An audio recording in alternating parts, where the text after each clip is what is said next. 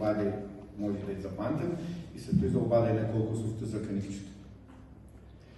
Карол Телбизол Граслова се родил 11 априла 1915 година. Неговите родец са били Ян Телбис и Ана Марика Пирков. Детинството си прекарал у Старбишнов, у къщата с номера 200. От дете, у неговът сърц се усъдила милата за българската нация. С помощта на негова дед, който едно време е живел в България, и като се е върнал и научил мънения Карол да чети и пише на български език. След като и свършил школата от Старбишнов, следва лицея на пиаристата от Тимишвар.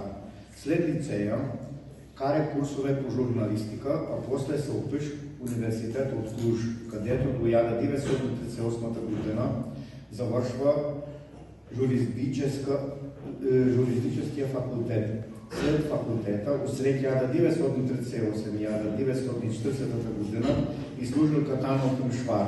Još от времето на факултета, заедно с другия банатски българи, издава новната банатски български гласник. Усред 1935 и 1943 година, за се изпечатат близо до 300 номера.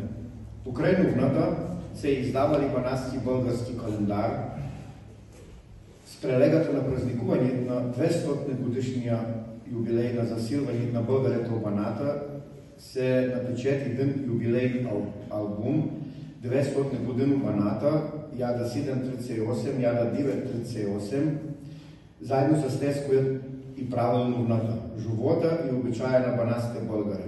Новната банатски български гласник и бла в време единствената новина, написана на банатски български език. И от днешно време и една бележка за унес, които искат да познаят нашия език, култура и история.